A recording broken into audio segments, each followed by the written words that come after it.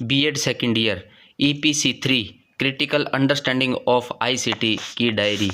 BEd प्रशिक्षणार्थियों, आपके EPC 3 और ईपीसी 4 यानी बीएड सेकेंड ईयर में EPC 3 critical understanding of ICT और ईपीसी 4 दो डायरियां लगती है।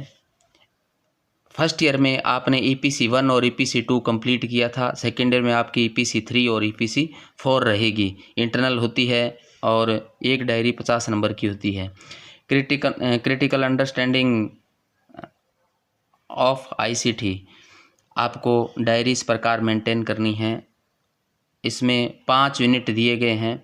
पाँचों यूनिट में, प्रत्येक यूनिट में से एक एक टॉपिक आपको करना है।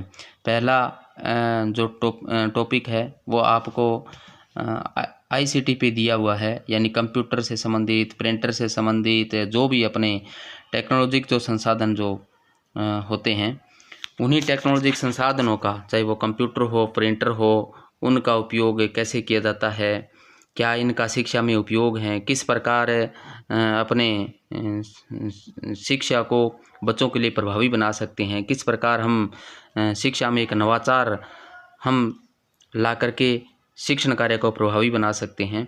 ये तमाम बातें अपने को आपकी रेफरेंस बुक से कंसल्ट करते हुए आपको ये डायरी तैयार करनी है।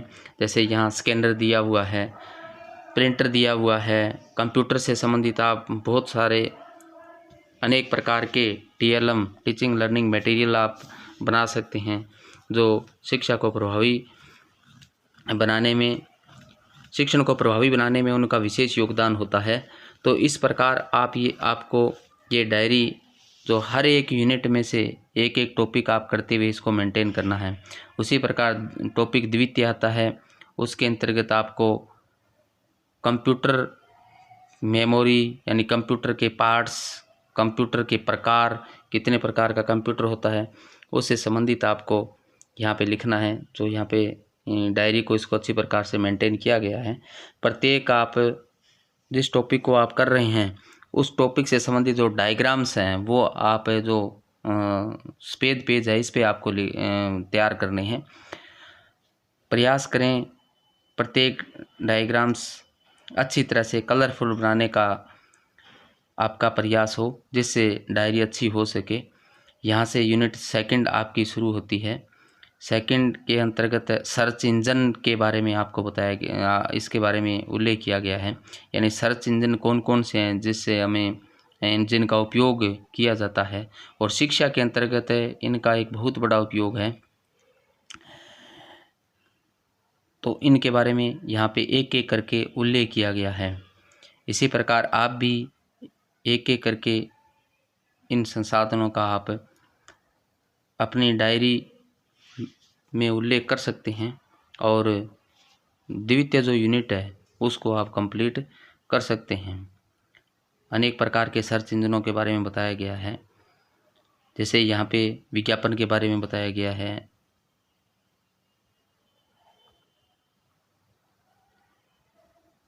इसी प्रकार आपको डायरी तैयार करनी है। ब्राउज़र के बारे में लिखा गया है।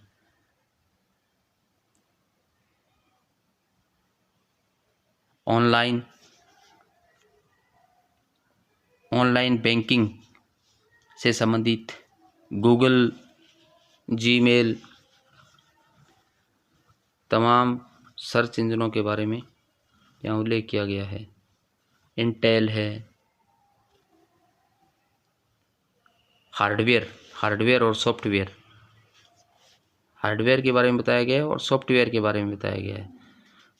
इसके अलावा सॉफ्ट कॉपी के प्रकार, यानी सॉफ्ट कॉपी के कितने प्रकार होते हैं, अलग अलग रूप से यहाँ उल्लेख किया हुआ है।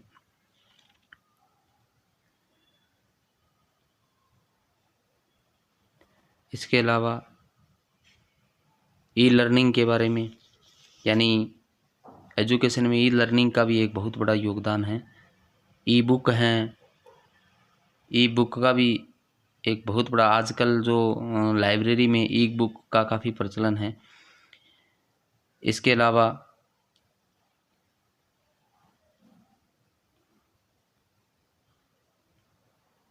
ऑनलाइन शॉपिंग वेबसाइट, यानी जो आप रोज़गार को किस प्रकार आप इन संसाधनों के माध्यम से आप बढ़ा सकते हैं, या रोज़गार में इन संसाधनों का क्या योगदान है। तो सॉफ्टवेयर का बहुत बड़ा योगदान है, जो किसी भी आपके कार्य की प्रगति में, आपके बिजनेस में इनका योगदान होता है। शब्दकोश के बारे में यहाँ उल्लेख किया हुआ है।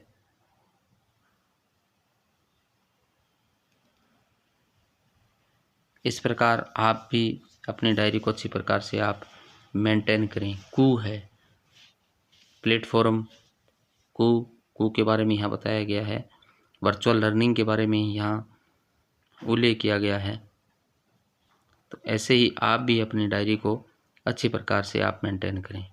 आशा करता हूँ कि EPC 3 डायरी आप अच्छी प्रकार से मेंटेन कर पाएंगे और एक अच्छी डायरी बना करके आप अधिक से अधिक अंक प्राप्त करने में सफल होंगे।